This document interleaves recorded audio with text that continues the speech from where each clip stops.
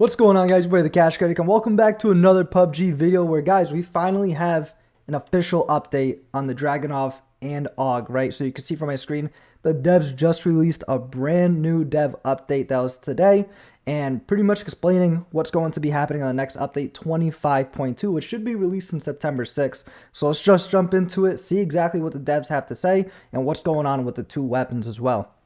So as you can see from here at the very beginning, states, hello players, starting from August 8th, we carried out a week-long survey focusing on the Dragunov and Aug. We meticulously analyzed the feedback received in 14 different languages, examining trends from various regional communities and in-game play metrics. So this helped us reflect on the experiences we want to provide through future updates. Instead of simply documenting these insights in the patch notes, we decided it'd be more meaningful to share our thought process and intentions in a dedicated announcement, which has been going fairly great with them really actually going ahead and talking to the community and getting the feedback directly from us, which is awesome. Now, our conclusions we wish to share today are based on the survey results from 18,637 participants and a comprehensive look at gun usage patterns and win rates. So in update 25.2, you will be able to meet the Dragunov without the probabilistic damage system. We are also planning to adjust the Aug's performance. So the probabilistic damage system, I'm glad that we're not going to be having that in 25.2. I'm pretty much almost the whole PUBG community is as well. But also regarding the Aug's performance, I don't think it necessarily needs to be nerfed. We'll see what they have to say. I think in this case, most likely, we should be, buffing the guns that we already have, just so that way it can go ahead and compete with the rest of the guns. We realize this will not meet every player's expectations, but through these incremental adjustments, we are committed to steadily advance towards a more balanced gunplay environment. We will certainly continue to listen and apply your feedback, especially when it comes to upcoming in-game systems and gunplay. Of the 18,637 responses we received, 22.1% came from users who had tried the Dragunov on the test server. However, we believe that all of PUBG players' opinions are equally important, so we carefully reviewed the responses from both testers and non-testers as well, which is interesting. So as you can see here in the legend itself, so yellow, have experienced the Dragunov on the test server, and then the gray is have not experienced the Dragunov on the test server. So the first question that they ultimately had it here on the survey is, setting aside the probabilistic damage system, should the Dragunov actually be incorporated into PUBG? So 69.5% said yes from the actual test servers. And then also people that didn't experience the test server or the Dragunov also said 69.0% that it should be implemented into PUBG. And then also the second question is, should Dragunov's probabilistic damage system be implemented into PUBG, which was a huge controversy, which ultimately led them to pulling the gun out as a whole, right, on 25.1 update. So 30% actually said yes from test servers, 33% said yes as well from non-test servers, but the rest, as you can see, which caused this ultimate removal of the gun up until this next update and the rework of it, is no, that it should not be part of the gun and the gunplay system. 69.7% said no, and then also from non-test servers, no, it should not, 66.3%, and I am one of those people that it absolutely should not be in the actual game itself. So first, we found that the introduction of the Dragunov was necessary in terms of expanding the options for the 7.62 DMRs. Also, all respondents, about 70%, mentioned that the gun itself should be introduced, while the probabilistic damage system should not exist in the game, whether it's normal match or ranked.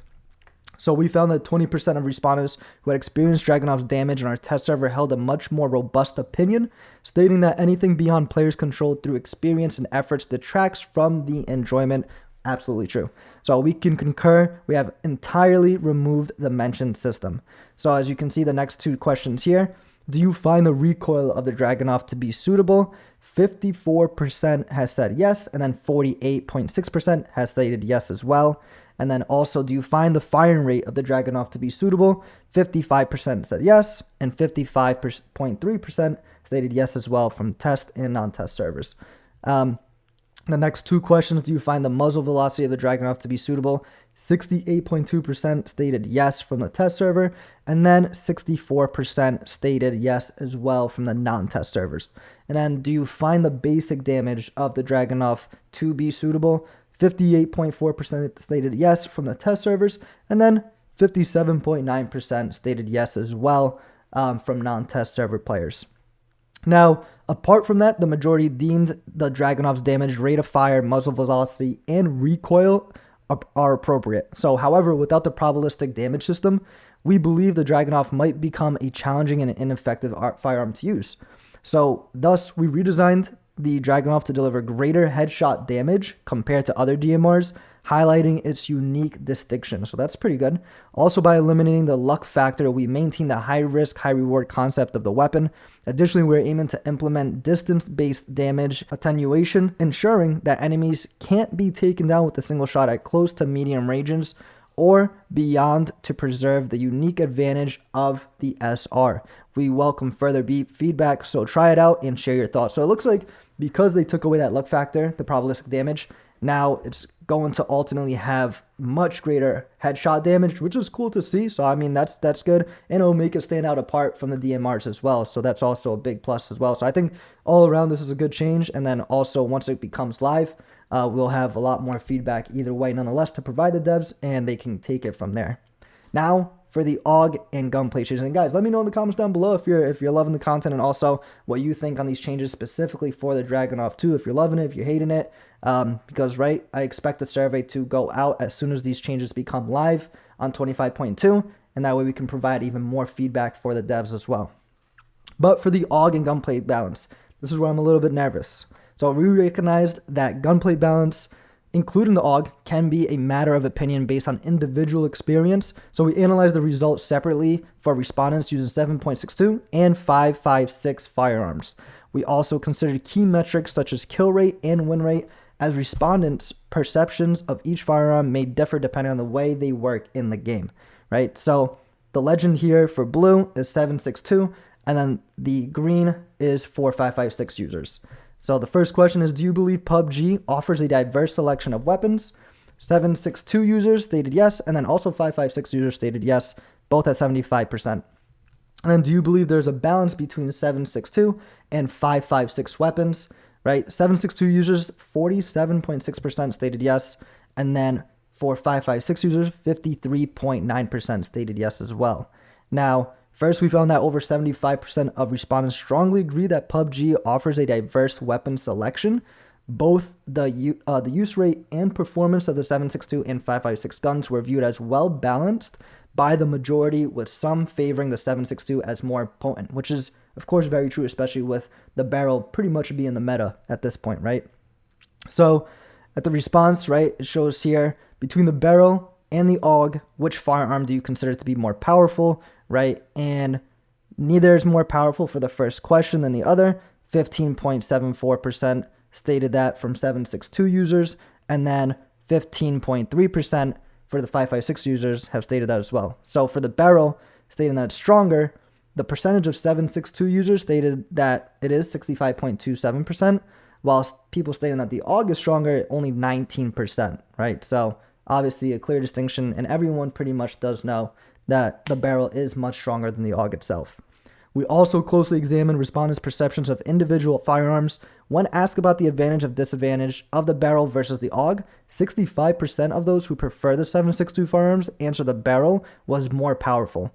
Among those who prefer the 5.56 firearms, 50% agree that the Aug performed as well or better, meaning that regardless of weapon type, users of each firearm thought it performed well, or at least not as a disadvantage. So that's good, and we do see that in gameplay as well. So however, we did discover the respondents who preferred 5.56 firearms were less likely to perceive the Aug as exceptionally strong. Respondents mentioned several factors for the Aug's current dominance in the gunplay meta, including the existence of the MK12 as a strong ZMR option, increased utilization of throwables due to the difference in ammo weight, and of course more. So obviously they have a little chart here. You can see the win rates trend, right? The red line being the Aug, right? And it's literally steadily increasing for the win rate above the M416, above the barrel, and above the Ace32, which they also did technically buff as well. Now, kill rates by far, you can see the Ace32, M416 barrel, and then the Aug having the highest win rate currently above all those guns at 32%. So I'm guessing this is where we're gonna go over maybe some nerfs for the gun, unfortunately. So the information obtained during the survey differs from key metrics our development team has been tracking internally. The Aug is currently dominating the barrel in terms of both usage and win rate. This trend has been gradually rising over time since the initial rebalance in March due to a variety of factors and has been accelerating rapidly as of late.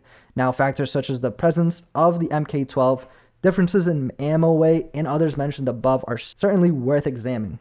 However, based on the Aug's win rate, it's evident that it is outperforming all the other AR firearms, making an adjustment to its performance an actual necessary measure. So balancing gunplay has to be more focused on enjoyment, diversity, and fairness, and should not be skewed by individual gun preferences at any point in time. So we're taking the survey results into consideration, but focusing on the macro metrics across the entire game. We have recognized the community's feedback over the last several months regarding Aug's performance and have decided to reduce his... Okay, so here we go, guys. Aug's performance and have decided to reduce the Aug's rate of fire and recoil. So, I mean, they all automatically nerfed it there, right? So the rate of fire is lower now and the recoil is lower. So it's kind of like a hand in hand, right? Now we're not going to be able to kill enemies as quickly as possible, but the recoil is lower, so it should be much more, at least stable, to go ahead and control the gun itself. So the rate of fire will be reduced from 750 to 720 RPM. Consequently, the Aug's DPS now falls between that of the barrel and the M416. So we've also increased the horizontal and vertical recoil a bit, as a lower rate of fire means less perceived recoil. So I'm thinking it should be a little bit, easier to actually handle because of the lower recoil. So this is not a significant nerf, as the recoil difficulty is going to be somewhat similar.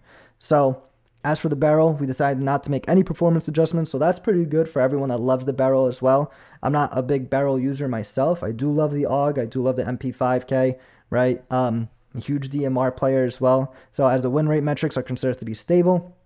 So the barrel, for all you barrel lovers, no changes, which is a good sign, which is a huge win. We've taken note of all the other exciting ideas you've sent us, and we'll make sure to closely examine them. Due to the nature of gunplay, not all these updates can be implemented quickly, but we'll do our best to make sure we're working into the direction guided by our community. Also, after examining your valuable feedback, we have decided to enhance the usability for non-mainstream weapons in the second half of the year. So that's pretty cool as well. So we're experiencing with various methods such as surveys, live broadcasts to communicate with our players in a more transparent, proactive way. We aim to break free from the traditional update approach and create a synergy with our community to foster a healthier gaming environment. Your valuable feedback has been a great help in shape the direction of the Dragunov and Aug updates. It has also provided us a good opportunity to reflect on the direction of gunplay development and the ways we communicate with our community. This is not a one-time effort. We will continue to prepare diverse updates and opportunities for communication, so stay tuned. We'll see you on the battlegrounds. So all in all, I think the actual update between the Dragunov and also the Aug itself is actually fair. I do think them implementing the Dragunov, taking away the probabilistic, factor to it is a huge win. So I'm excited to actually go ahead and finally use this game live as well, this gun live.